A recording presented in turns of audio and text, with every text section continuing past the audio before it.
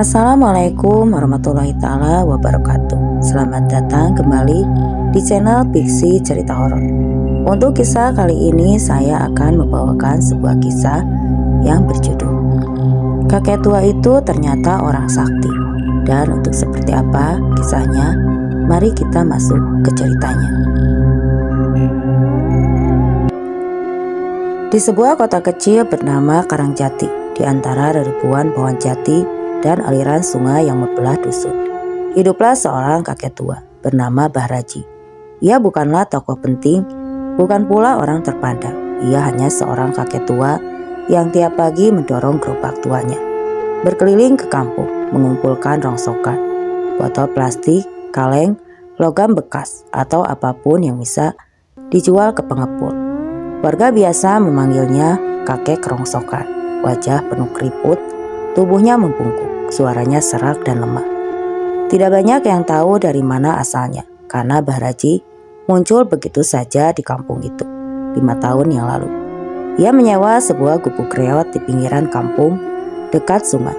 Tidak banyak bicara, jarang ikut perkumpulan warga, dan lebih sering menghabiskan waktu di musala kecil yang jarang dikunjungi orang. Kalaupun ia berbicara, suaranya pelan dan sopan. Ia tidak pernah marah, tidak pernah membantah, dan selalu menunduk ketika memandang dengan tatapan orang-orang yang meremehkannya. Anak-anak kampung sering mengolok-oloknya. Mereka menyebut bahwa kakek Raji ini adalah penyihir. "Lihat tuh, matanya kayak orang kesurupan," seru seorang bocah disambut tawa teman-temannya. Orang dewasa pun tak kalah jahatnya. Beberapa ibu-ibu sering menyebutnya kakek penyihir. Dan bahkan dia melarang anak-anaknya bahkan siapapun untuk dekat dengan Mbah Raji. "Jangan dekat-dekat, nanti nasibmu sial," kata ibu-ibu yang ada di sekelilingnya. Bahkan Pak RT pun selalu menganggapnya orang aneh. Dia sempat berbisik kepada warga untuk jangan dekat-dekat dengan orang seperti dia. "Orang kayak dia tuh rawan membawa pengaruh gaib, kita harus hati-hati." Namun Mbah Raji tidak menggubris semua itu. Ia tetap berjalan dengan gerobaknya setiap pagi, menyapa siapapun yang ditemuinya. Meski tidak semua membalas salamnya, dalam hatinya ia selalu berbisik, "Ya Allah, kuatkanlah hatiku dalam kesendirian ini." Tidak banyak yang tahu bahwa setiap malam ketika orang lain tidur lelap, Mbah Raji tidak pernah terlewatkan dari sholat tahajud di setiap malamnya. Di dalam gubuk reot yang hanya beralaskan tikar, ia duduk lama dalam keheningan malam, mengangkat kedua tangannya tinggi-tinggi dan memulai doanya. "Ya Allah, jika ini jalanmu, izinkan aku tetap istiqomah dalam penjagaanmu." Ada sesuatu yang berbeda pada malam-malam di rumah Mbah Raji. Kadang terlihat cahaya redup dari cahaya jendela reotnya, padahal tidak ada lampu. Kadang terdengar suara risih seperti jikir menyatu dengan desir angin malam. Tapi warga tidak peduli. Mereka menganggap itu hanya keanehan dari seorang kakek tua yang kesepian. Namun sebenarnya Mbah Raji menyimpan sesuatu yang tidak bisa dilihat dengan mata biasa. Di masa mudanya ia adalah seorang santri utama dari seorang kiai besar bernama Kiai Akbar, seorang ulama sakti dari tanah Jawa yang dikenal mampu menundukkan angin ribut dengan doa dan memadamkan api kebencian hanya dengan kalam. Kiai Akbar hanya memilih 3 murid untuk diajarkan ilmu langit yang tak sembarangan orang bisa terima. Dan Mbah Raji dulu bernama Raji, adalah murid terakhir yang diamanati warisan doa penjaga kampung. Namun kehidupan membuatnya memilih jalan sunyi setelah gurunya wafat dan saudara-saudara sepergulanya memilih jalur masing-masing. Ada yang menjadi ustadz besar, ada yang menghilang di gunung, dan ada yang memilih dunia politik. Raji memilih menjadi masyarakat kecil. Ia mengganti namanya menjadi Raji dan hidup sebagai orang biasa, tapi ilmunya tetap disimpan rapi hanya untuk saat Allah mengizinkannya keluar. Dan kini 5 tahun sudah ia tinggal di Karangjati. Ia tidak tahu kampung ini tak biasa. Sejak awal langkahnya menginjak tanah Karangjati, ia sudah mencium aroma tanah yang mengandung banyak luka lama. Ada hawa gelap di balik hijaunya sawah. Ada tatapan mata yang menyimpan dendam lama. Ia tahu akan datang saatnya. Allah memintanya bertindak. Satu-satunya yang dekat dengan Bahraji hanyalah seorang anak kecil yang bernama Riko. Bocah ini sering diam-diam mendekati gerobaknya, bukan karena kasihan, tapi karena penasaran. Ia suka memperhatikan cara Bahraji memilah rongsokan atau menyusun barang-barangnya dengan sangat rapi. Suatu hari Riko bertanya polos, "Bah, kenapa sih Mbah suka ngambil barang bekas? Kan jelek, Bah." Raji tersenyum. "Nah, yang jelek di mata manusia bisa jadi berharga di mata Allah." Kata-kata itu tadi tidak dimengerti oleh Riko saat itu. Tapi kelak kata-kata itu akan menjadi perisai yang menyelamatkannya dari kegelapan yang mengintai kampung mereka. Malam itu langit Karangjati tampak berbeda. Awan menebal seperti kabut hitam. Angin terasa dingin menusuk. Seekor ayam tetangga tiba-tiba berkokok keras, diikuti lolongan anjing dari kejauhan. Tapi Bahraji tetap duduk di sajadahnya, tangannya diangkat ke langit dan berdoa, "Ya Allah, jika waktunya tiba, izinkan hamba menjaga amanah ini, walau jiwa menjadi taruhannya." Karangjati tak tahu bahwa kakek renta yang mereka remehkan itu adalah satu-satunya penjaga yang masih berdiri di antara mereka dan bencana gaib yang akan datang. Beberapa hari setelah malam gelap dan angin dingin yang aneh itu, kampung Karangjati mulai merasakan hal-hal yang tak biasa. Awalnya hanya dianggap kebetulan. Seekor kambing milik Pak Amin ditemukan mati mendadak tanpa luka luar, hanya busa putih di mulutnya. Lalu 2 hari kemudian, sapi milik keluarga Bu RT yang sedang bunting juga mengalami hal serupa. Dokter hewan pun tak menemukan sebab pasti, mungkin keracunan katanya. Walau rumput yang dimakan sapi itu sama dengan hari-hari sebelumnya. Namun teror tidak berhenti di sana. Anak-anak mulai mengalami mimpi buruk. Bersamaan mereka menangis di tengah malam, menyebut-nyebut bayangan hitam tinggi yang mendekat, sambil berbisik-bisik dalam bahasa aneh. Bahkan ada seorang bocah perempuan bernama Ina yang tiba-tiba pingsan di sekolah. Dan ketika sadar, suaranya berubah berat dan kasar, menyebut nama-nama yang tidak dikenal dan mengumumkan kalimat tidak jelas. Kepalanya bergerak-gerak tidak terkendali dan matanya melotot tajam. "Iki kutukane durung rampung," teriak Ina dengan suara yang tak seperti bukan dirinya.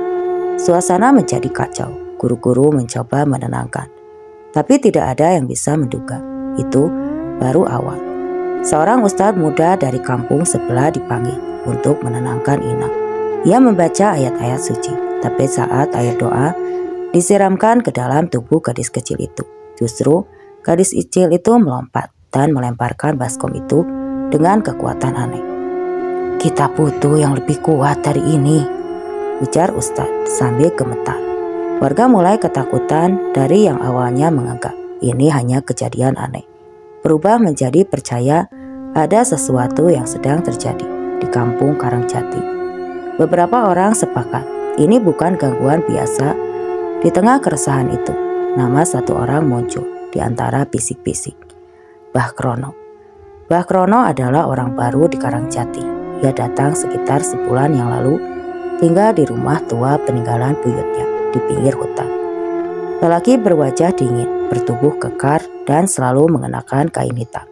Ia jarang bicara, tapi konon ia dulunya dikenal sebagai dukun sakti dari daerah lain yang diusir karena terlalu banyak orang sakit mendadak setelah berselisih dengannya.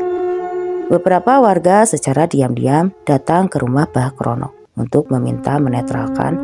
Mereka percaya ada makhluk halus atau kutukan yang mengintai kampung, dan Mbah Krono bisa mengatasinya. Dukun itu menerima dengan tatapan sinis. Ia hanya berkata, "Yang mengganggu akan pergi, tapi ingat, selalu ada harga yang harus dibayar." Setelah itu teror justru semakin menjadi. Rumah-rumah warga sering terdengar suara aneh saat malam, ketukan di jendela, padahal tidak ada siapa-siapa. Bayangan hitam berdiri di pinggir sawah, dan beberapa orang mulai bermimpi didatangi sosok berjubah hitam dengan mata merah menyala. Bahkan ada warga yang bangun tidur dengan luka cakaran di punggungnya, seolah habis dicakar hewan buas. Kampung Karangjati berubah menjadi tempat mencekam. Anak-anak dilarang main sore dan orang-orang dewasa mulai saling curiga. Ini pasti ada yang sengaja memelihara sesuatu, kata Pak Amin dengan nada penuh emosi. Mungkin saja itu Simbah Raji. Dari dulu dia memang aneh. Tuduhan itu muncul karena Mbah Raji tetap tenang di tengah kekacauan. Ia tidak pernah terlihat panik dan tetap menjalani hari-harinya seperti biasa. Gerobaknya tetap ditarik pelan dari gang ke gang, menyapa dengan senyum yang tak berubah.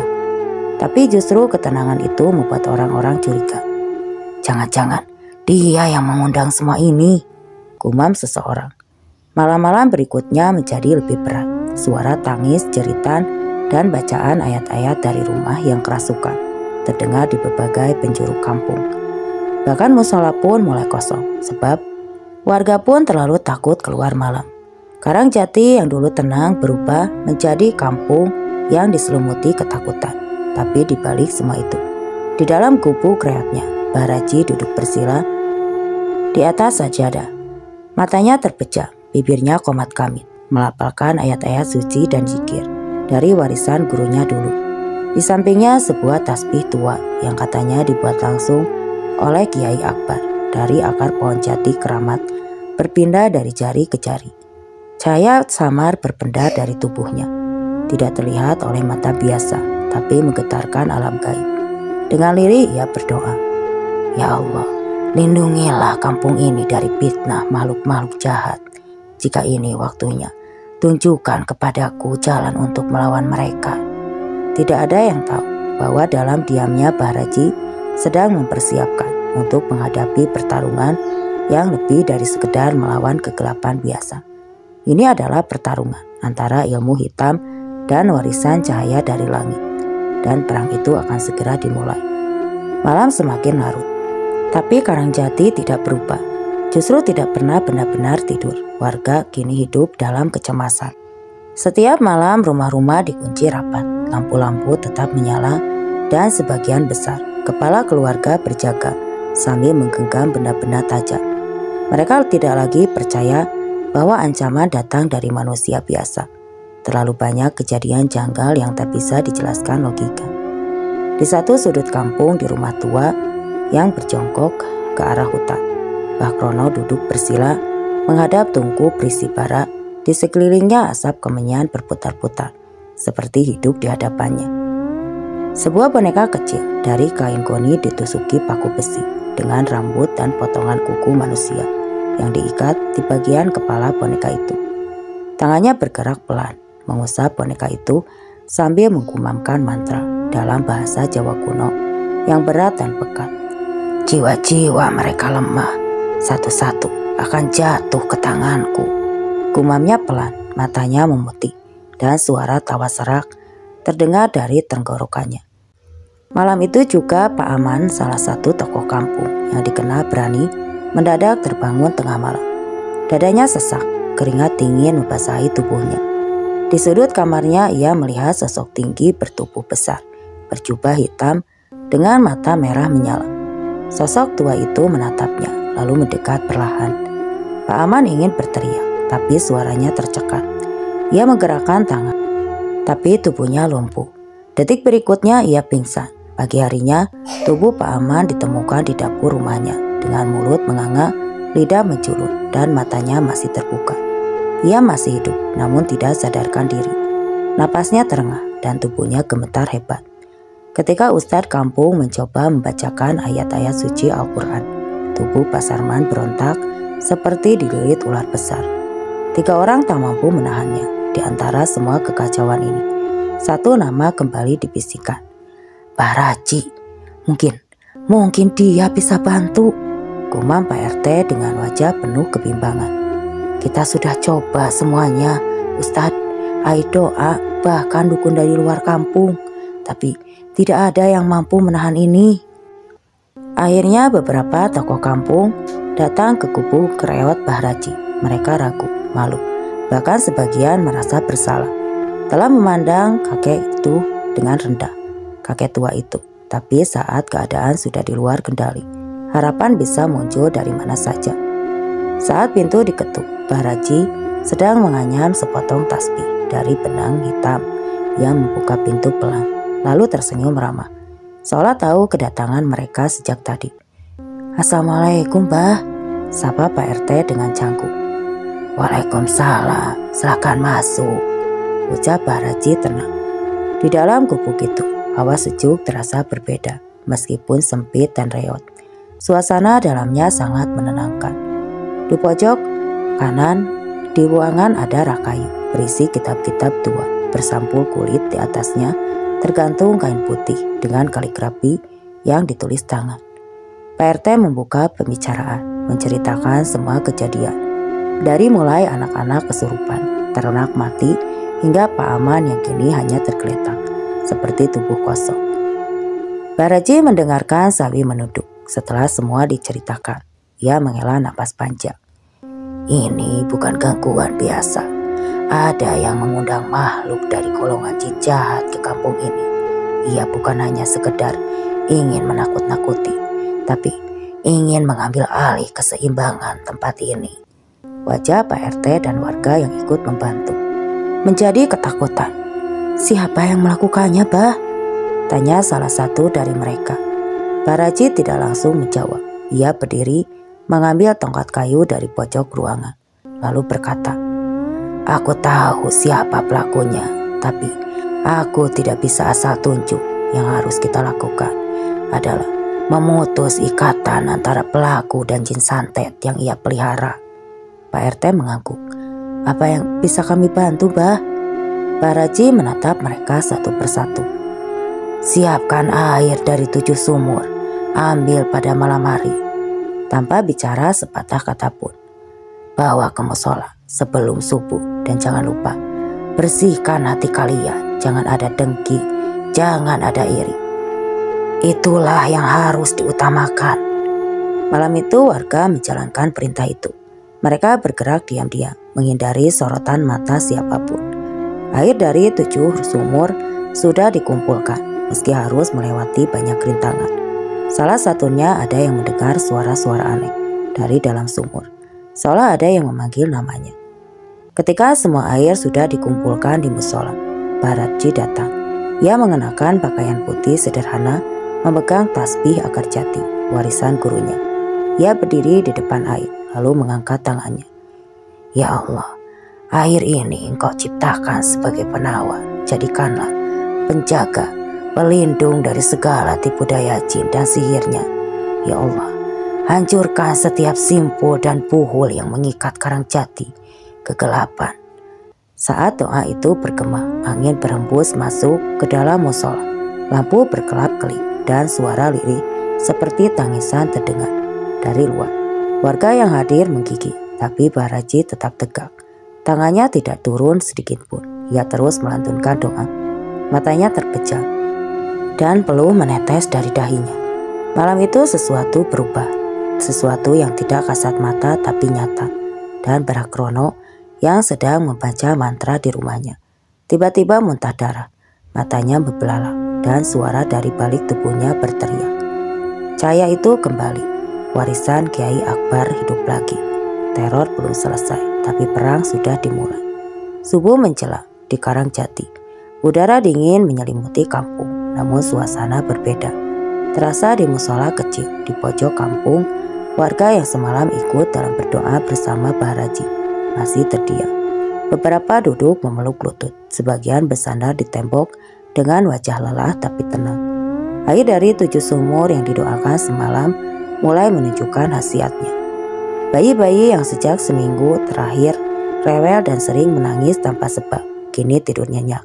Suara-suara aneh yang biasa terdengar dari hutan menghilang. Bahkan ayam jago milik Pak Arman yang sudah seminggu tak berkokok akhirnya berbunyi lagi.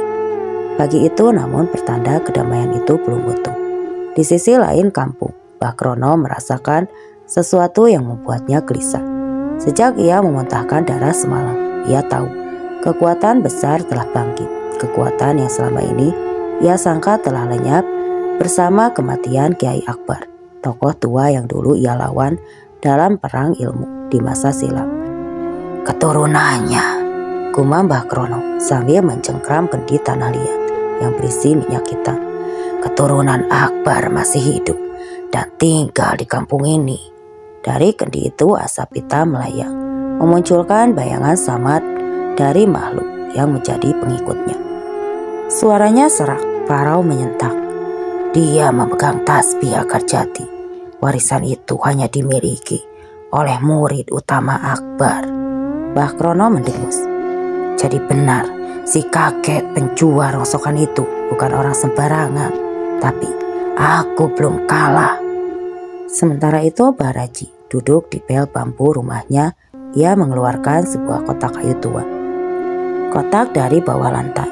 Kotak itu sangat dijaga, bahkan tertutup raja kuno yang hanya bisa dibuka dengan doa dan isim. Tangannya gemetar pelan saat membuka tutupnya. Di dalamnya ada jubah putih lusuh sebilah tongkat kecil dari kayu loji dan kitab tua bersampul hitam dengan tulisan tangan Arab Bekon, warisan dari Kiai Akbar gurunya. Dahulu matanya memandang kosong ke depan. Ingatannya membawa kembali pada masa lalu saat ia masih muda dan belajar langsung dari Kiai Akbar. Sosok Kiai sakti yang hanya mengajarkan ilmu lahiriah, tapi juga ilmu batin dan hikmah. Dulu ia bertugas untuk menyebar kebaikan dan menyimpan ilmu itu dari dunia luar. Hingga saat yang tepat tiba, dan saat itulah kini telah tiba. Dengan pelan, Baraji mengenakan jubah putih itu. Ia berdiri menghadap kiblat, mengambil air wudhu dari kendi sederhana, lalu duduk kembali bersila. Dedaunan di sekeliling rumahnya bergetar, angin berderu lembut. Burung-burung tak berkicau pagi itu, seolah tahu sesuatu yang besar akan terjadi. Ya Allah, hamba hanya menjaga ilmu dari kekasih yang telah Engkau panggil pulang. Bila waktunya kini tiba, izinkanlah hamba menggunakannya hanya untuk menegakkan kebaikan, menumpas kejaliman, dan menghapus niat jahat dari bumimu ya Allah. Kuatkan hati ini. Tangannya bergetar, memegang tasbih akar jati. Mantra-mantra doa dari kitab kuno ia lantunkan dalam bisikan halus. Cahaya kekuningan perlahan menyelimuti tubuhnya. Dalam dimensi lain di alam gaib, suara zikirnya menggema, mengguncang tempat persembunyian para jin yang selama ini bekerja untuk Mbah Krono. Sebagian jin lari ketakutan, sebagian lain meraung menahan panasnya cahaya doa itu. Di rumah Mbah Krono, kendi berisi minyak hitam pecah tiba-tiba, dan bayangan gaib yang sebelumnya muncul lenyap dengan jeritan keras. Mbah Krono terperanjat, ia tersungkur. Darah keluar dari hidung dan telinganya. Ia bangkit dengan susah payah. Ia menggertakkan gigi. Kalau begitu, aku akan panggil dia, jin tertua dari Gunung Gendeng. Dia yang belum pernah kalah oleh doa siapapun malam ini. Malam itu Mbah Krono naik ke bukit di ujung kampung. Di sana ia menabur bunga 7 rupa dan darah ayam hitam cemani memanggil makhluk dari dimensi kegelapan. Langit mendung seketika, angin berhenti, dan bau amis menyebar dari kabut tipis. Muncullah seorang sosok tinggi bersayap hitam dengan 2 tanduk melingkar di kepalanya dan mata merah menyala. Aku datang. Suara makhluk itu berat dan mengentak. Kau harus bayar mahal untuk ini. Mbah Krono tersenyum licik. Bayaranmu adalah kampung Karangjati. Ambil siapa saja yang kau mau. Aku hanya ingin satu. Hancurkan si tua warisan si Akbar itu. Makhluk itu tertawa pelan. Permintaan diterima. Malam ini juga aku akan turun kembali ke rumah Baraji. Baraji kembali membuka kitab tua itu dan mulai menuliskan sesuatu di atas kertas putih. Ia tahu malam nanti gelombang serangan akan datang, tapi ia tidak takut.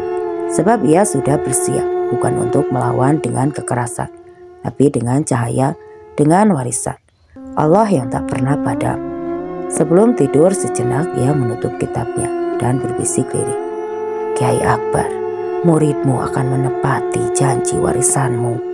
Tak akan jatuh ke tangan yang salah.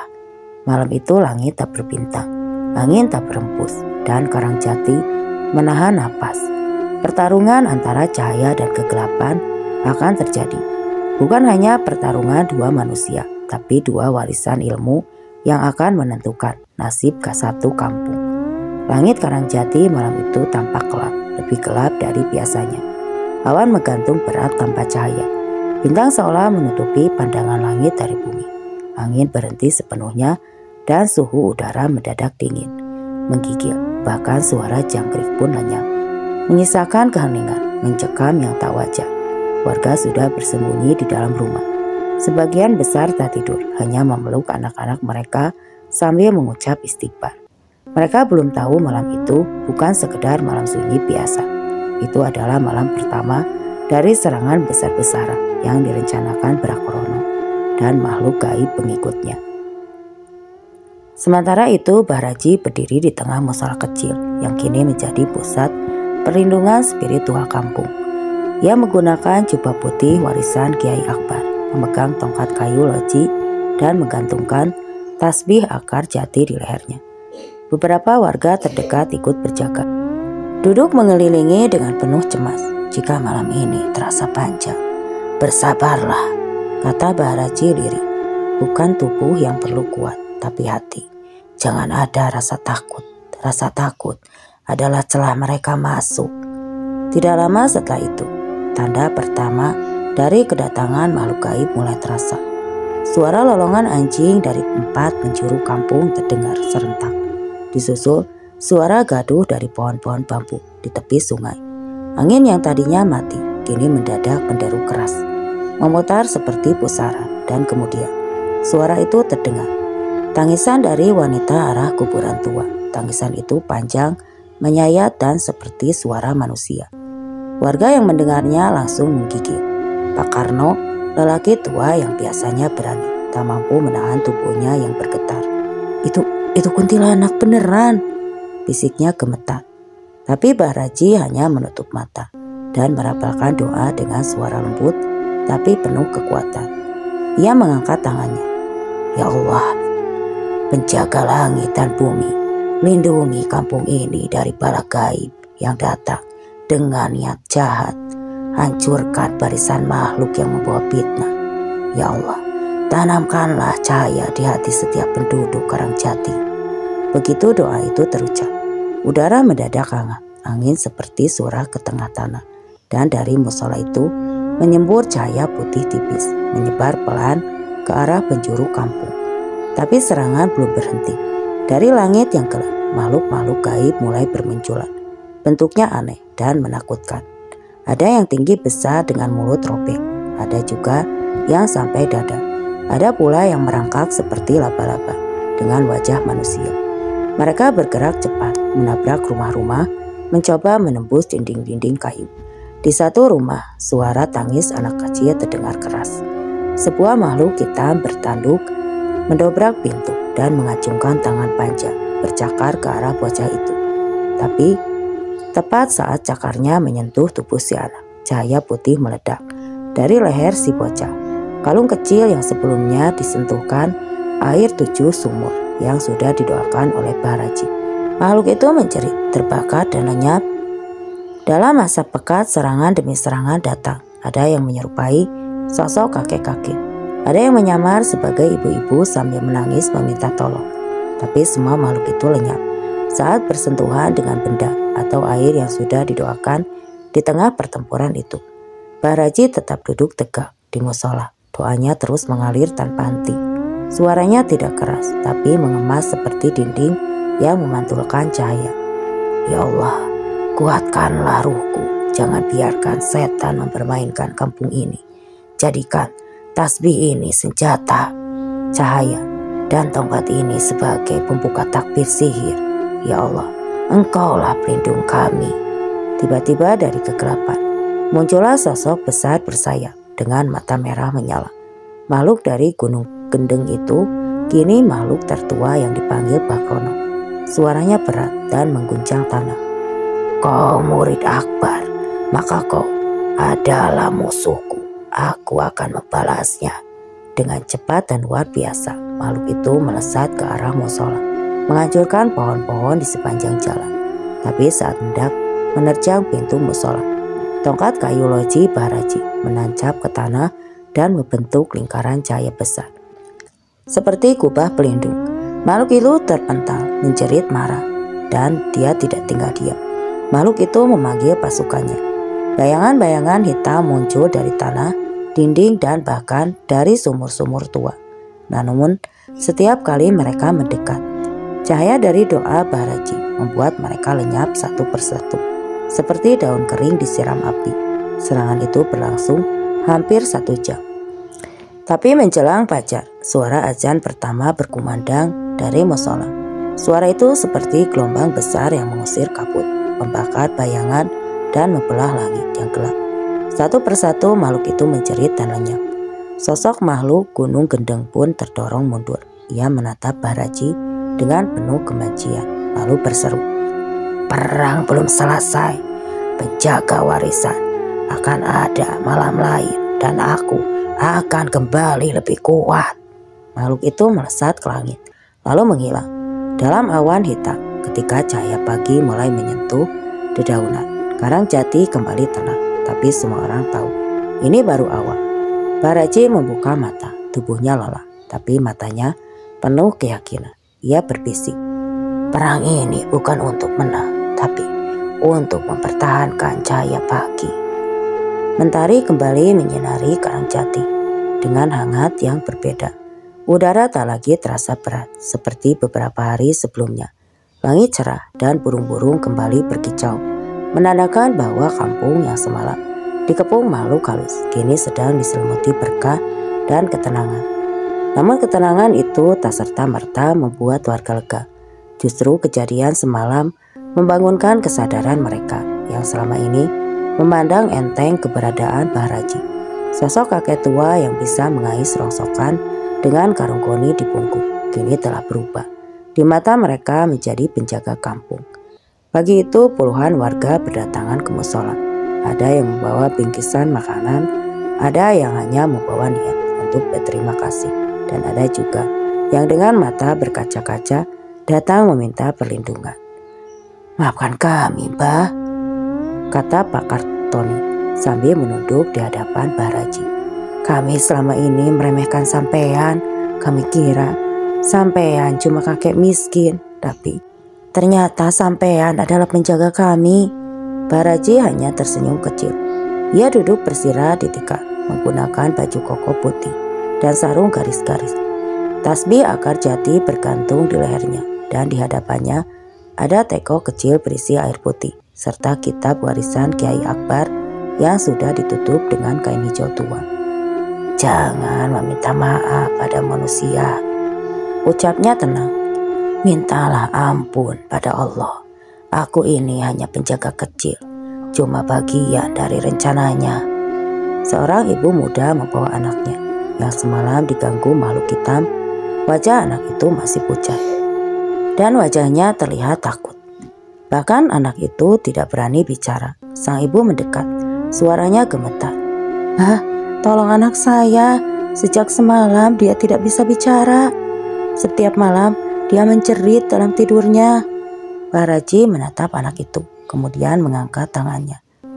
"Ya Allah, Engkau yang menciptakan ruh dan tubuh. Sembuhkanlah anak ini dari luka yang tak kasat mata. Hilangkan ketakutannya, tenangkanlah hatinya, karena tidak ada yang lebih kuasa darimu, ya Allah."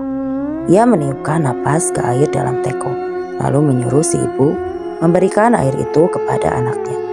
Bocah itu minum seteguk, lalu pelan-pelan memejamkan mata.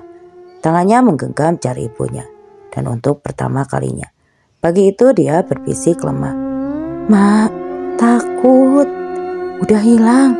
Ibu itu langsung menangis dan memeluk anaknya erat-erat. Warga lain yang melihat kejadian itu juga tak kuasa menahan haru. Mereka merasa malu sekaligus bersyukur, sebab sosok yang dulu mereka abaikan justru menjadi penyelamat. Kabar mengenai Bahraji pun menyebar ke kampung sebelah. Bahkan beberapa ustadz dari kampung tetangga datang siang itu. Salah satu dari mereka, Ustadz Bikri, memeluk Bahraji erat-erat setelah menyaksikan sendiri kondisi warga. "Saya sempat tidak percaya kabar tentang sampean, tapi setelah melihat sendiri, saya yakin ilmu warisan Kiai Akbar belum punah. Baharaji hanya tersenyum, namun dibalik semua itu, ia tahu ini belum berakhir. Malam yang akan datang bisa jadi lebih berat, ia tahu betul. Mbah Krono tidak akan tinggal diam setelah kekalahannya. Ilmu santet tingkat tinggi pernah dimiliki Mbah Krono tidak akan berhenti hanya karena gagal sekali. Di sore harinya Baharaji kembali masuk ke kamar kecil di belakang musola. Ia duduk menghadap dinding, membuka kitab tua yang mulai menguning, lalu membacanya. Beberapa halaman yang isinya adalah wirid, pengikat, penjaga langit. Ia mengambil kayu loji, menuliskannya di atas tanah halaman musola. Di tengah lingkaran itu, ia duduk bersila, menutup mata, dan mulai berzikir pelan. Suaranya lirih, namun dalam, hingga terdengar seperti gema yang menyusup ke sela-sela waktu. Ya Allah, bila malam nanti mereka datang lagi, berikanlah hamba kekuatan lahir dan batin. Jangan biarkan makhluk-makhluk durjana menyentuh anak-anak kampung ini. Ya Allah, kuatkanlah ikatan cahaya yang pernah Engkau titipkan pada guru kami, Kiai Akbar. Hamba hanyalah murid ya Allah, hanya murid yang tak ingin mengkhianati warisanmu. Langit sore tiba-tiba berawan tipis, seolah Allah merespon doa Baharaji.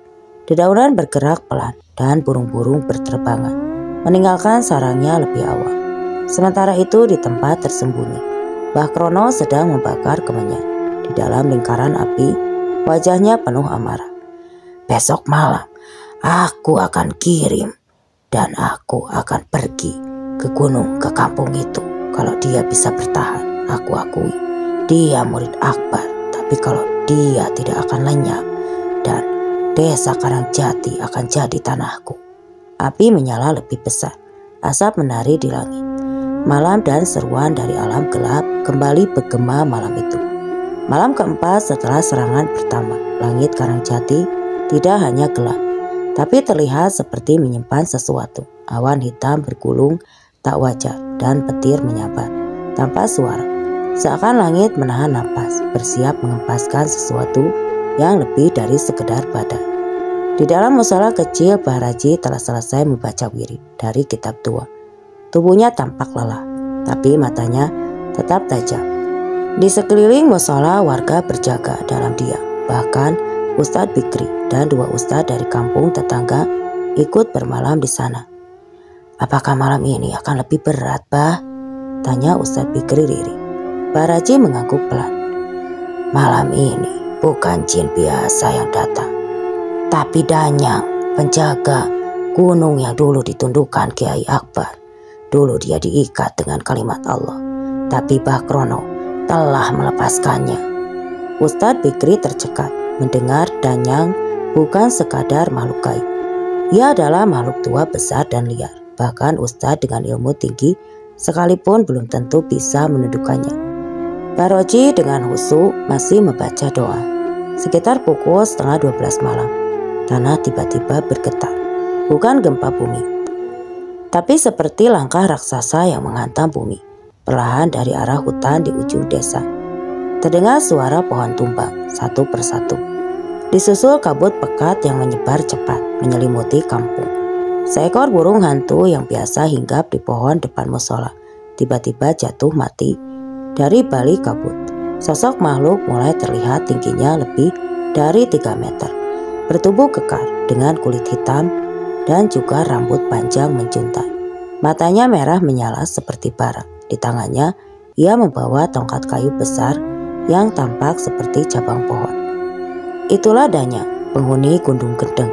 Ia berdiri di depan musola menatap tajam ke arah. Dalam suaranya berat dan bergemuruh. Akbar telah mati. Muridnya hanya manusia renta. Kau pikir bisa menahanku? Baharaji bangkit perlahan. Ia berdiri di pintu musola, membawa tongkat loji, warisan gurunya. Dengan tenang ia menjawab, aku bukan Kiai Akbar, tapi aku adalah penjaga warisannya. Jika kau datang untuk menghancurkan kampung ini, maka aku akan berdiri di antara kalian. Tiba-tiba makhluk itu mengangkat tongkat kayunya dan menghentakkan ke tanah. Getaran hebat mengguncang musola, dindingnya retak, genteng berterbangan. Ustadz Fikri dan warga berteriak, berusaha keluar, tapi angin seperti menahan mereka. Bahraji menancapkan tongkatnya ke tanah dan menutup mata. Ya Allah, Zat yang Maha Agung, Engkau yang menciptakan gunung dan menjaga langit. Hambamu ini lemah, tapi hamba percaya pada kekuatan warisanmu. Ya Allah, kunci langkah makhluk itu, lumpuhkan amarahnya dan tundukkan dia dengan cahayamu. Suara itu menggema. Tiba-tiba saja dari tongkat Bahraji keluar cahaya kuning yang membentuk lingkaran. Cahaya itu memanjang, membentuk kubah yang melindungi musola dan sekitarnya. Saat Danyang mencoba masuk melangkah, ia terdorong mundur. Tangannya terbakar oleh cahaya itu. Raungan mengguncang malam itu. Danyang tidak menyerah. Dia meraih bongkahan batu besar di pinggir jalan dan melemparkannya ke arah musola. Batu itu melayang deras, tapi tepat sebelum menghantam atap, batu itu hancur di udara, terpecah oleh kekuatan zikir yang masih terus dilantunkan oleh Bahraji. Ustadz Fikri mulai ikut bersuara, memimpin takbir dan zikir bersama warga. Suara mereka bergema di malam yang mencekam, dan perlahan kabut hitam yang menyelimuti kampung mulai menipis. Tapi makhluk gunung gendeng itu masih berdiri.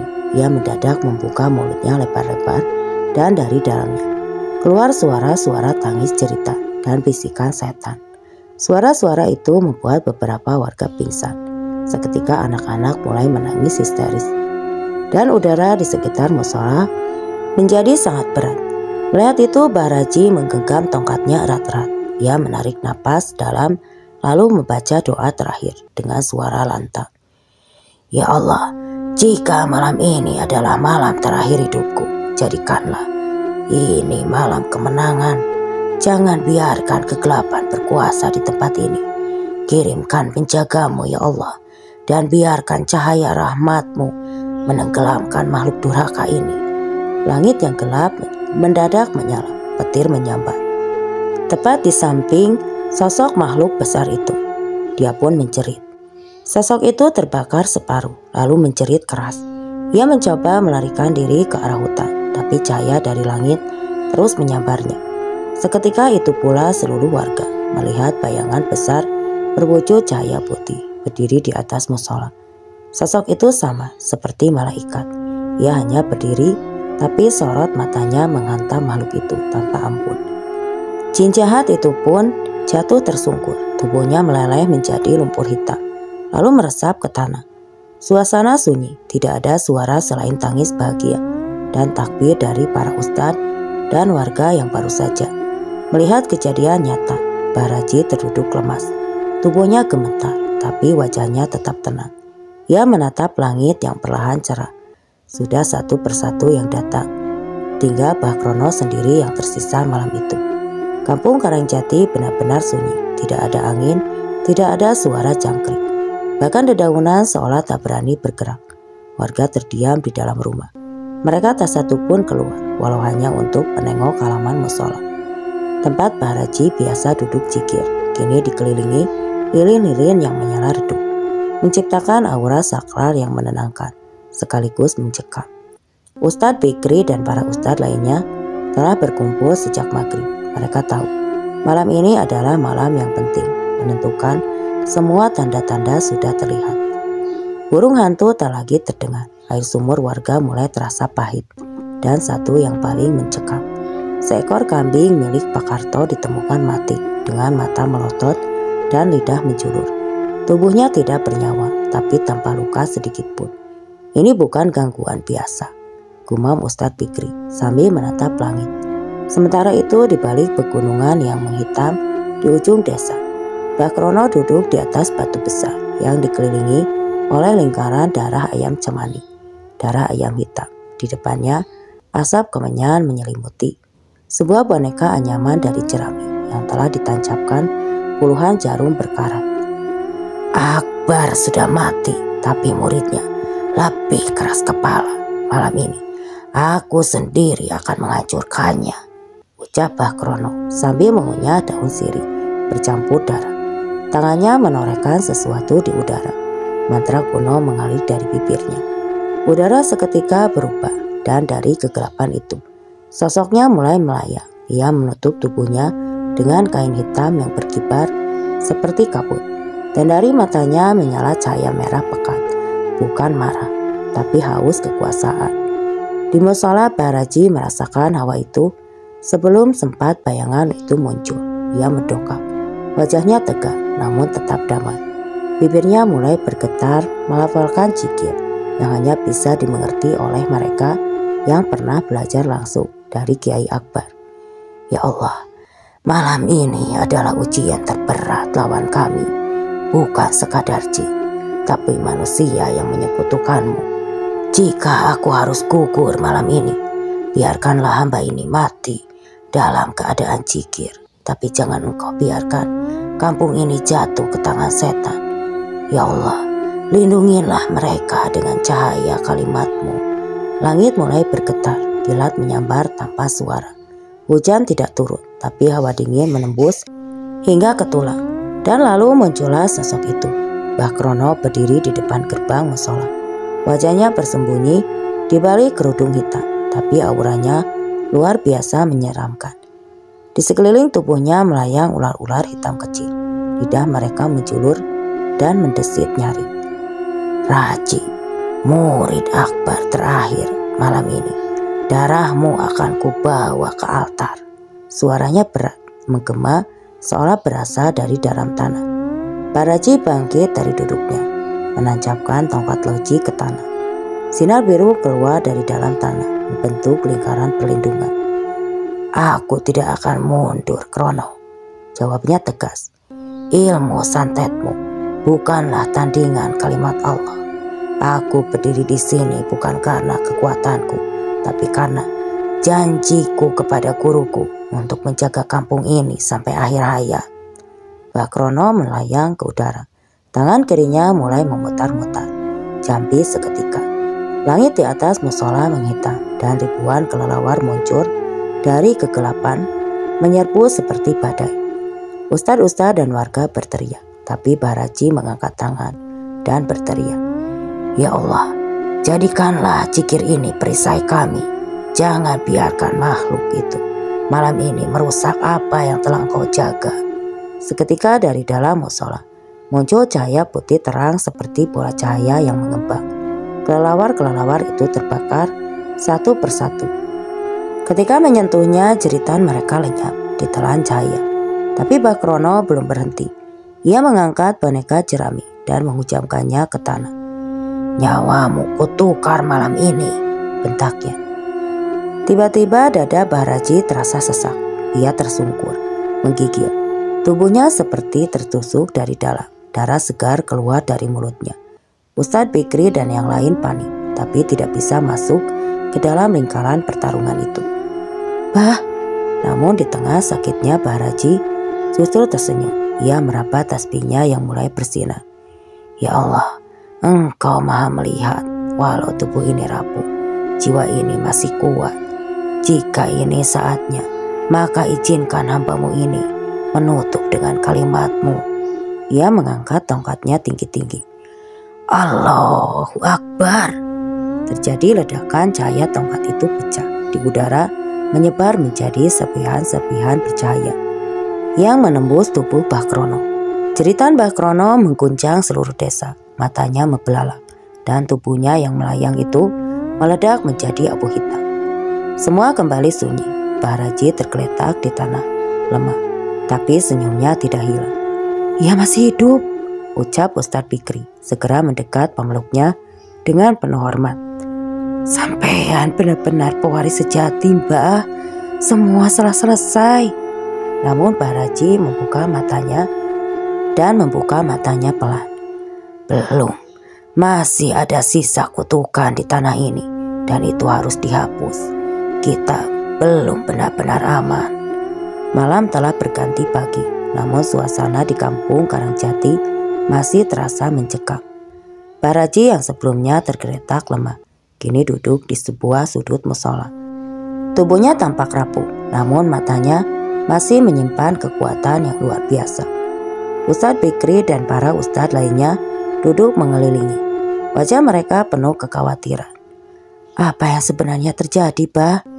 Kenapa sampai bisa ada kutukan yang kuat? Ustadz Fikri bertanya, suaranya penuh keingintahuan. Baraji menarik napas panjang, tanpa sedang berusaha mengumpulkan kekuatan untuk berbicara.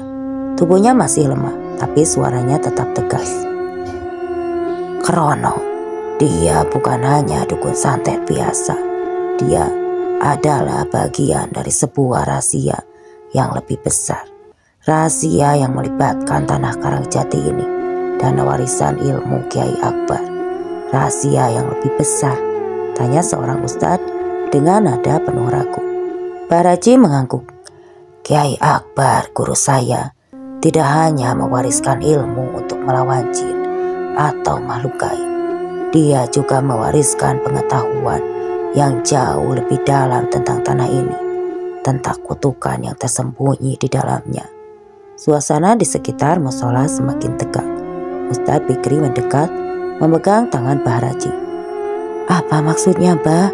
Apakah ada yang lebih buruk dari ini, Bah?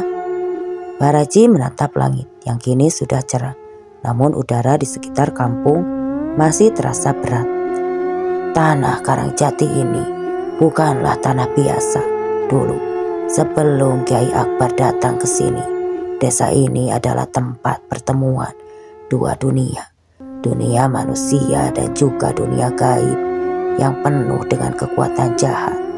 Dan Krono, dia adalah salah satu penjaga dari dunia gaib itu. Ustadz Fikri terperanjat. Penjaga di dunia gaib? Lalu mengapa Bah Krono datang ke sini? Karena dia sudah terikat oleh kekuatan yang lebih kuat dari dirinya. Sejak beberapa dekade lalu, Kiai Akbar berhasil mengikat kekuatan itu dengan ilmu yang diketahui oleh sedikit orang. Tapi kutukan itu masih ada, terpendam di dalam tanah ini. Krono datang karena kutukan itu sudah mulai lepas. Baraji berbicara dengan suara serak, seperti mengingat kembali kejadian-kejadian lama. Apa yang bisa kita lakukan, Bah, jika kutukan itu sudah lepas? Apakah kita akan terus terancam? Tanya Ustadz Fikri cemas. Baraji terdiam sejenak, lalu dengan suara pelan namun tegas ia menjawab. Hanya ada satu cara untuk menutupnya. Kita harus menemukan pusat kekuatan itu dan mengunci kembali kutukan yang tersembunyi di tempatnya. Ada di dalam tanah ini, di bawah musola ini. Disinilah kekuatan itu pertama kali dibangkitkan. Warga yang mendengarnya mulai tampak gelisah. Baraji menarik napas dalam-dalam dan kembali berdoa dengan suara lembut namun penuh keyakinan. Ya Allah, Engkau yang menguasai langit dan bumi. Engkau yang menjaga bumi ini dari keburukan. Lindungi kami dari ancaman yang tak terlihat. Ya Allah, tunjukkanlah jalan kepada kami untuk menutup kembali rahasia yang terpendam. Setelah doa itu, Baraji memandang ke arah pusat musola, tepat di mana tongkat sebelumnya diletakkan. Di bawah sana, di dalam tanah itu, ada petunjuk yang harus kita temukan. Hanya dengan membuka jalan itu, kita bisa menutup kutukan ini sekali dan untuk selamanya. Baraji kemudian bangkit dan meminta kepada warga untuk menggali bagian dasar musola. Warga dan para ustaz segera bergerak, menggali dengan hati-hati. Di area yang telah ditandai, semakin dalam mereka menggali, semakin aneh suasana di sekitar mereka. Udara semakin berat dan gemuruh tanah, seperti suara bisikan dari dalam perut bumi mulai terdengar. Setelah beberapa saat, akhirnya mereka menemukan sebuah batu besar yang terkubur di dalam tanah. Batu itu tampak biasa, namun energi yang terpancar dari batu itu terasa sangat kuat. Lebih kuat dari apapun yang pernah mereka rasakan sebelumnya. Baraji mendekat, tangannya terlurus dan menyentuh batu itu. Inilah pusatnya, katanya pelan. Ustadz Fikri yang berdiri di belakangnya merasa ketegangan yang luar biasa. Apa yang harus kita lakukan, Bah? Baraji menatap batu itu dengan penuh perhatian. Kita harus melakukan ritual khusus. Hanya dengan doa dan ilmu dari Kiai Akbar, kita bisa menutup kembali kekuatan ini. Ritual seperti apa, Bah? Tanya Ustadz Fikri. Ini adalah ritual yang harus dilakukan oleh mereka yang mewarisi ilmu ini. Hanya saya yang bisa melakukannya. Baraji menyeringai tipis, meskipun tubuhnya sudah semakin lemah. Sambil memejamkan mata, Baraji kembali mengangkat tangan, memulai doa panjang dengan suara yang tegas, namun penuh kekuatan. Ya Allah, Engkau yang maha segalanya. Hanya dengan kuasa-Mu, kami bisa menutup apa yang telah dibuka dengan ilmu yang Engkau berikan melalui guruku, Kiai Akbar. Kami memohon untuk menutup kembali jalan yang telah terbuka. Jangan biarkan kejahatan ini kembali menguasai tanah ini. Ya Allah, lindungilah kami semua dari segala macam mara bahaya. Ketika doa itu dilantunkan, batu besar yang sebelumnya terpendam mulai bergetar. Cahaya putih keluar dari dalamnya, semakin lama semakin terang. Suara seperti angin topan terdengar dari dalam batu itu. Dan tanah di sekitar musola mulai berguncang. Warga yang berada di sekitar mulai panik. Namun Baraji tetap tenang. Jangan takut. Ini adalah ujian terakhir kita. Tetaplah berzikir. Ya Allah, kami hanya bisa berserah padamu. Baraji kembali mengangkat tongkatnya tinggi-tinggi. Dengan sebuah teriakan yang menggema, ia menghujamkan tongkat itu ke dalam tanah di dalam pusat batu. Tiba-tiba sebuah ledakan besar terjadi. Semua orang terjatuh ke tanah. Dan cahaya putih itu menyebar begitu cepat, mengelilingi seluruh kampung Karangjati. Setelah beberapa detik yang terasa seperti berabad-abad, semua kembali sunyi. Tanah mulai tenang, udara menjadi lebih ringan, dan cahaya dari langit perlahan memudar. Syukurlah, semuanya sudah selesai, bisik Baraji. Namun meskipun kutukan telah teratasi, ia tahu bahwa ancaman dari dunia gaib tidak akan pernah benar-benar hilang.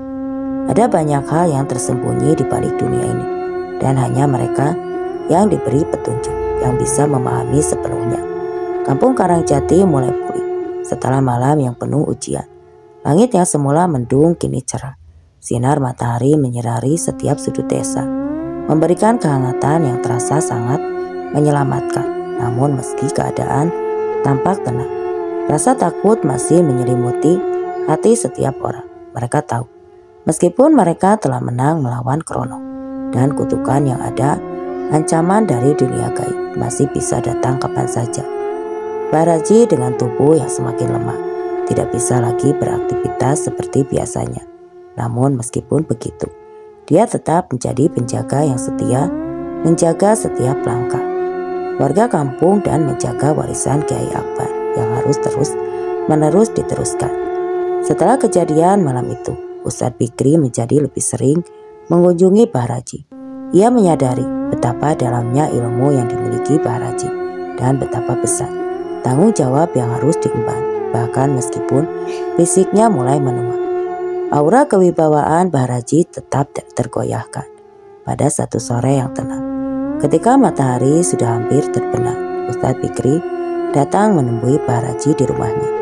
Kali ini ia membawa sebuah pesan yang membuatnya gelisah. Bah, ada sesuatu yang harus saya sampaikan kepada sampean, Ustadz Fikri berkata dengan nada berat. Baraji menatap Ustadz Fikri dengan penuh perhatian. Matanya menunjukkan ketajaman yang seolah tidak lekang oleh waktu. Apa itu Fikri? Apakah ada yang salah? Ustadz Fikri menarik napas panjang sebelum menjawab. Saya mendapat kabar bahwa ada sekelompok orang yang datang ke desa ini. Mereka mengaku berasal dari luar kota dan sepertinya mereka mendengar tentang kejadian malam itu. Mereka sangat tertarik untuk mengetahui lebih banyak tentang Kiai Akbar dan ilmu yang sampean miliki. Baraji terdiam sejenak.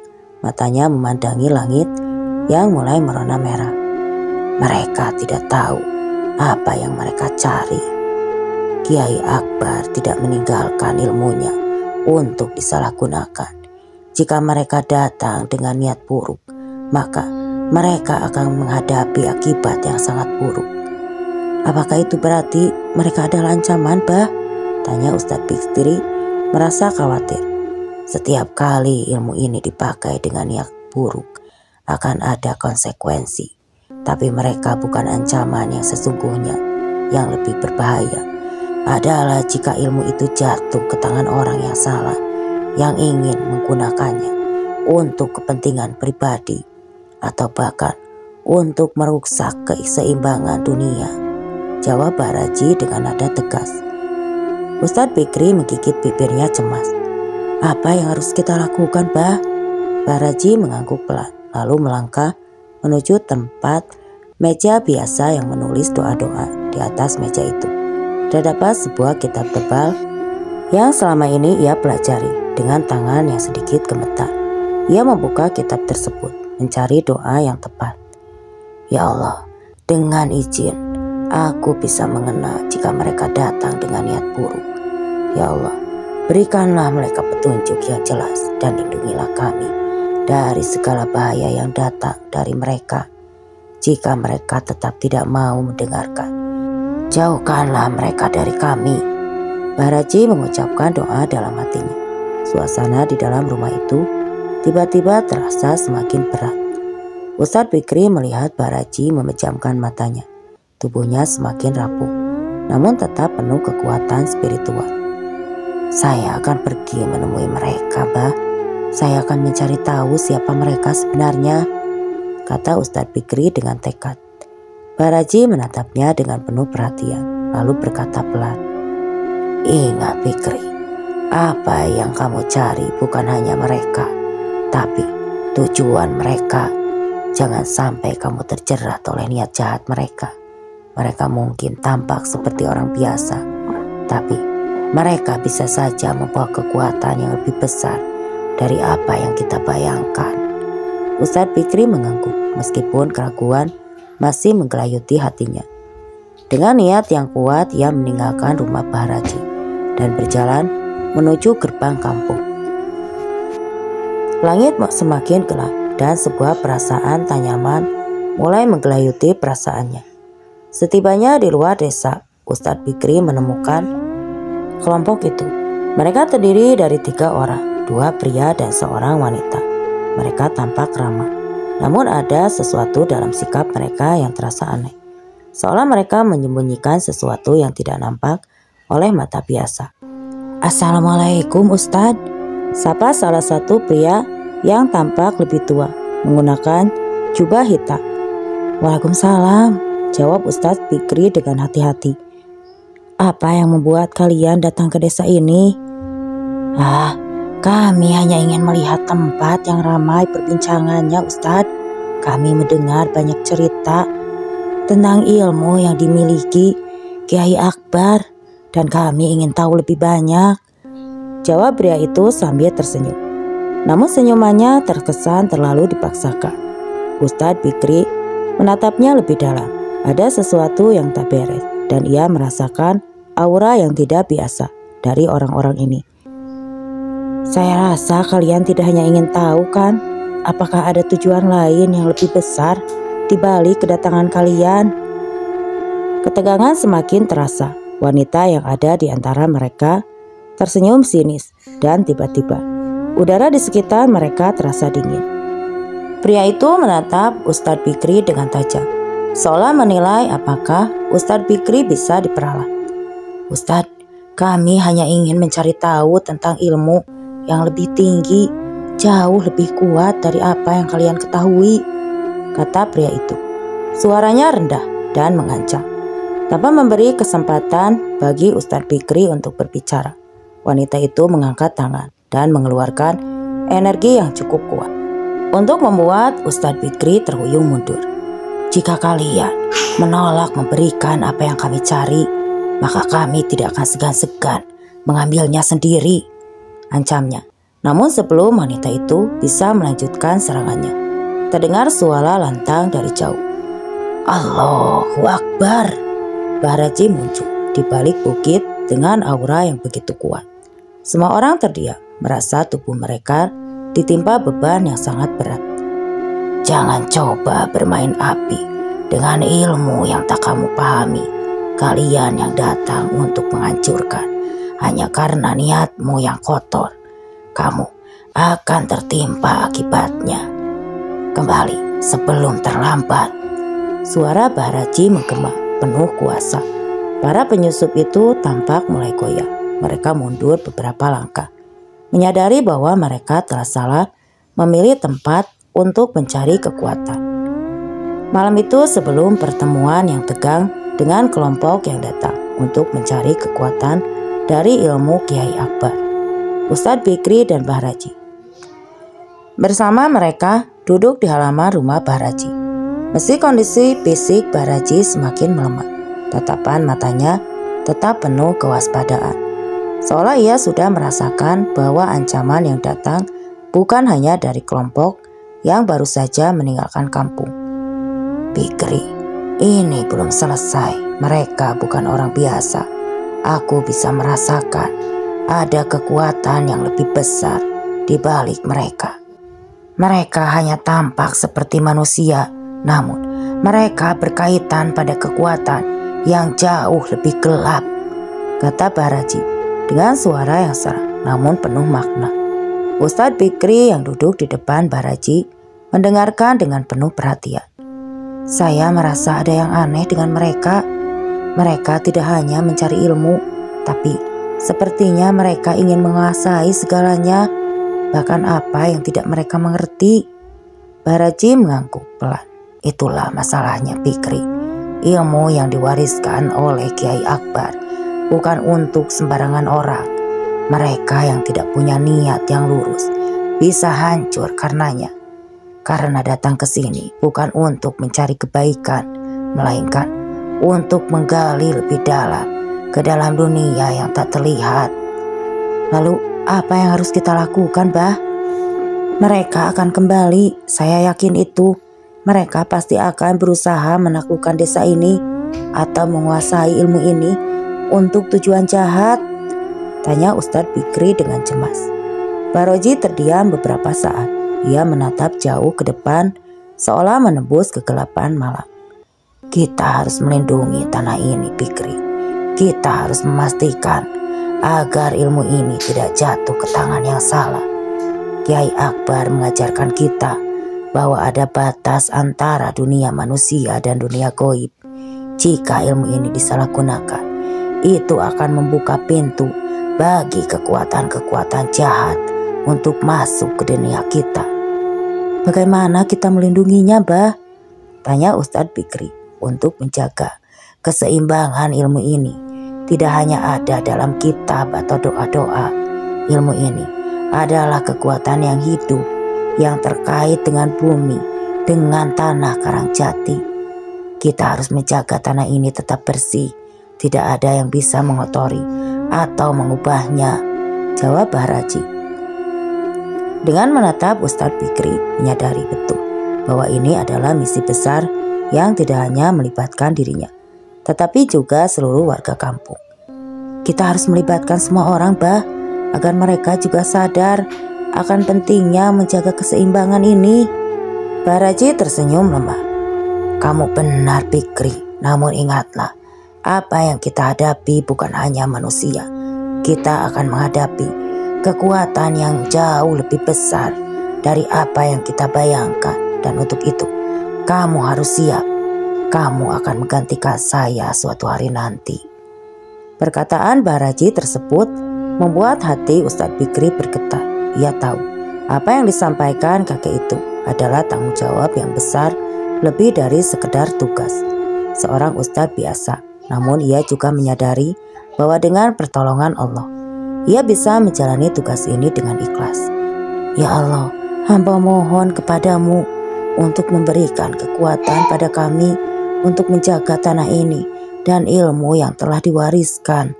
Lindungi kami dari tangan-tangan jahat yang ingin merusaknya. Berikanlah kami petunjuk dan kekuatan untuk menghadapi segala ujian yang datang. Doa Ustadz Bikri dalam hati, memohon petunjuk dari Allah. Ketegangan semakin terasa ketika keesokan harinya sekelompok orang yang sama kembali datang ke kampung Karangjati. Mereka tidak lagi sendiri kali ini, melainkan dengan lebih banyak orang. Di antaranya tampak lebih berwibawa dan misterius. Mereka memasuki desa dengan langkah tegas, seolah merasa mereka berhak atas apa yang ada di dalamnya. Mbah Marji dan Ustadz Fikri yang sedang berdiskusi di depan rumah melihat kedatangan kelompok tersebut. Mereka tidak bisa lagi mengabaikan ancaman ini. Mereka kembali, Bah. Kali ini mereka datang dengan lebih banyak orang. Apa yang harus kita lakukan? Tanya Ustadz Fikri dengan cemas. Baraji berdiri dengan perlahan, kemudian berkata, kita akan menghadapinya. Kita akan menunjukkan bahwa tanah ini tidak bisa dimiliki oleh siapapun selain mereka yang dipilih oleh Allah. Sebelum melangkah keluar, Baraji mengangkat tangan memulai doa yang mendalam. Ya Allah, hanya dengan pertolongan-Mu kami bisa menghadapi mereka. Berikanlah kami keberanian untuk melawan kebatilan. Lindungi kami dari mereka yang datang dengan niat buruk. Ketika kelompok itu tiba di depan rumah Baraji, salah satu dari mereka yang tampak lebih tua mendekat dan mengulurkan tangan dengan senyum sinis. Ustadz Fikri, Baraji, kami datang untuk melanjutkan pencarian kami. Kami tahu kalian menyembunyikan sesuatu yang sangat berharga di sini, ujar pria tua itu dengan nada yang mengancam. Ustadz Fikri memandang pria itu dengan tegas, matanya penuh keberanian. Kami tidak menyembunyikan apapun dari kalian. Jika kalian datang dengan niat yang buruk, lebih baik kalian pergi sekarang juga. Pria tua itu tertawa pelan, lalu berkata, kami tahu kalian tidak akan mudah menyerah, tapi tidak ada yang bisa menghalangi kami untuk mendapatkan apa yang kami cari. Tiba-tiba wanita yang berada di samping pria tua itu mengangkat tangannya, tanda ada peringatan. Udara sekitar mereka berubah menjadi dingin dan kekuatan gaib mulai mengelilingi mereka. Ustadz Fikri merasa ada sesuatu yang bergerakkan tanah di bawah kakinya. Mereka ingin menaklukkan mereka dengan cara yang jahat. Namun Baraji yang berada di belakang Ustadz Fikri mengangkat tongkatnya tinggi-tinggi, menyatukan kekuatan spiritualnya dengan kekuatan tanah Karangjati. Dengan penuh keyakinan ia berkata keras, jika kalian mencari kekuatan, carilah di tempat yang tepat. Tanah ini bukan tempat untuk mencari keserakahan, dan ilmu ini bukan milik orang-orang seperti kalian. Baraji kemudian mengangkat kedua tangannya, dan dalam sekejap seluruh desa Karangjati dipenuhi oleh cahaya yang begitu terang. Aura kekuatan yang luar biasa mulai memancar dari dalam tanah, menyalakan setiap sudut desa. Semua orang yang mencoba mendekat merasa terhimpit oleh tekanan yang sangat kuat. Allahu Akbar, teriak Baraji. Suaranya menggema hingga ke seluruh pelosok desa. Kekuatan besar itu menelan kelompok tersebut dalam sekejap. Tanah Karangjati kembali tenang dan kelompok sebelumnya berusaha menguasai desa itu kini terempas mundur. Tidak mampu melawan kekuatan yang dijaga dengan sangat ketat oleh Baraji. Kelompok itu yang datang dengan jahat kini terdiam. Mereka tahu mereka tidak akan pernah bisa menang melawan kekuatan yang telah dipertahankan oleh Baraji dan tanah ini. Setelah pertempuran spiritual yang luar biasa di tanah Karangjati, udara di desa itu kembali tenang. Kekuasaan dan ancaman dari kelompok yang datang dengan niat buruk telah hilang ditelan oleh kekuatan yang tak tampak oleh mata manusia. Namun meskipun kelompok tersebut kini pergi dengan kecewa, perasaan lega di hati warga kampung Karangjati tetap dibayangi oleh rasa was-was. Mereka tahu bahwa meskipun ancaman dari kelompok itu telah berakhir, namun dunia gaib yang lebih besar masih mengintai mereka. Baraji meskipun tubuhnya semakin lemah, tetap berdiri tegak di halaman rumahnya, dikelilingi oleh Ustadz Fikri dan beberapa warga yang datang untuk memastikan semuanya aman. Wajah Baraji tampak tenang, seolah ia sudah siap dengan segala kemungkinan apapun yang terjadi setelah ini. Fikri. Suara Bahraji terdengar lemah namun penuh makna. Ustadz Fikri yang masih terperangah melihat kejadian yang baru saja terjadi. Mendekat dengan penuh hormat. Bah, kita berhasil. Mereka semua mundur, Bah. Bahraji mengangguk pelan. Ini bukan kemenangan kita, Fikri. Ini kemenangan Allah yang telah memberi kita kekuatan untuk mempertahankan apa yang benar. Tapi ingatlah, kemenangan ini bukanlah akhir dari segalanya. Ini adalah awal dari tanggung jawab yang lebih besar. Ustadz Fikri terdiam mendengar kata-kata Bahraji. Ia tahu apa yang dikatakan kakek itu adalah hal yang benar. Ilmu yang diwariskan oleh Kiai Akbar bukanlah ilmu untuk dipergunakan sembarangan, dan kini memegang tanggung jawab yang sangat besar untuk memastikan agar ilmu itu tidak jatuh ke tangan yang salah. Ya Allah, hamba memohon kepadamu untuk memberi kami petunjuk agar kami bisa menjaga ilmu ini dengan benar. Berikanlah kami kekuatan untuk mengarahkan semua niat kami ke jalan yang lurus, jalan yang benar. Jangan biarkan ilmu ini jatuh ke tangan orang yang tidak bertanggung jawab.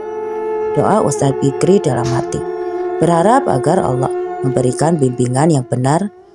Pada malam itu, setelah pertempuran berakhir, Bahraji mengumpulkan seluruh warga kampung. Mereka berkumpul di alun-alun desa di bawah sinar bulan yang bersinar terang. Warga yang sebelumnya merasa takut dan cemas kini datang dengan penuh harapan. Mereka tahu bahwa meskipun mereka telah berhasil mengusir ancaman tersebut, mereka harus tetap waspada dan terus menjaga tanah mereka. Bah, kami tidak tahu bagaimana bisa mengucapkan terima kasih atas segala yang telah dilakukan untuk desa ini, kata seorang warga dengan rasa syukur yang mendalam. Mungkin kalau bukan dengan ilmu yang Bah miliki, kami semua mungkin tidak akan selamat, Bah. Bahraji tersenyum lemah. Matanya menatap semua orang yang hadir. Ingatlah, apa yang kita miliki bukanlah milik kita semata. Ilmu ini milik Allah. Kita hanya diberi amanah untuk menjaganya. Tiada yang lebih penting selain menjaga keseimbangan di dunia ini. Menjaga agar kekuatan ini tidak jatuh ke tangan orang yang tidak bertanggung jawab. Bahraji kemudian menoleh kepada Ustadz Fikri yang berdiri di sampingnya. Fikri, sekarang kamu harus siap menjalani tanggung jawab yang lebih besar. Kekuatan ini bukan hanya milik, tapi milik seluruh umat. Jagalah ilmu ini dan ajarkan dengan hati yang tulus agar tidak ada yang nanti menyalahgunakannya. Kekuatan ini, Ustadz Fikri menundukkan kepala, menerima tugas besar yang diberikan kepadanya. Ia sadar, tugas ini bukanlah tugas yang mudah, namun ia yakin dengan bimbingan Allah, dia bisa menghadapinya. Insya Allah, Bah, saya akan berusaha sebaik mungkin untuk menjaga ilmu ini. Setelah percakapan itu, Bahraji yang semakin lemah memutuskan untuk beristirahat. Dia tahu waktunya sudah dekat. Namun sebelum itu, ia memastikan bahwa semuanya akan baik-baik saja. Dengan hati yang tenang, ia berbaring di tempat tidurnya, dikelilingi oleh doa-doa yang terus mengalir dari mulut Ustadz Fikri dan para warga. Malam itu setelah semua orang kembali ke rumah masing-masing, Ustadz Fikri berdiri di depan rumah Bahraji, merenung dalam keheningan malam yang penuh kedamaian. Ya Allah, hamba memohon agar kami bisa terus menjaga tanah ini, menjaga ilmu yang telah diwariskan dan menjaganya agar tidak jatuh ke tangan yang salah. Jadikanlah kami alatmu untuk kebaikan agar dunia ini tetap berada di dalam keseimbangan yang Engkau kehendaki. Tidak lama kemudian Bahraji yang telah lama tertidur terbangun sejenak dengan suara pelan dan terputus-putus. Ia berkata, Fikri, satu hal lagi yang perlu kamu ingat, ilmu ini bukan hanya untuk pertempuran melawan kekuatan jahat.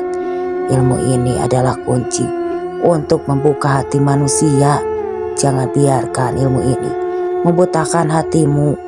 Kata-kata itu adalah amanah terakhir yang diberikan oleh Bahraji sebelum ia terlelap dengan tenang meninggalkan dunia ini. untuk selamanya. Warga kampung Karangjati merasa kehilangan, namun mereka tahu bahwa apa yang Mbah Raji wariskan akan selalu ada di dalam diri mereka. Mereka akan terus menjaga tanah dan ilmu yang telah diwariskan dengan penuh tanggung jawab, dengan penuh semangat. Baru Ustadz Fikri memimpin kampung Karangjati menuju masa depan yang lebih baik. Ia tahu bahwa meskipun dunia gaib selalu mengintai, dengan menjaga hati dan ilmu yang benar, mereka akan selalu dilindungi oleh Allah. Di akhir malam saat bintang-bintang tampak bersinar terang di langit, Ustadz Fikri berdiri di atas tanah yang penuh berkah. Ia berjanji untuk menjaga segala yang diwariskan dengan hati yang tulus dan penuh keikhlasan. Ya Allah, segala yang Engkau berikan akan kami jaga sebaik-baiknya, doa Ustadz Fikri. Seiring dengan suara angin yang berbisik lembut, seolah menyambut janji itu. Dan dengan itu, desa Karangjati kembali tenang. Meskipun bayang-bayang kekuatan gaib selalu mengintai dari kejauhan, ilmu Kiai Akbar tetap terjaga, dihormati, dan dilindungi. Dan itu adalah kemenangan yang sejati. Dan cerita pun selesai. Oke teman-teman, itulah akhir dari kisah ini. Semoga saja apa yang saya bawakan dapat menjadikan pembelajaran dan juga tentunya dapat menghibur. Terima kasih untuk yang baru bergabung. Wassalam.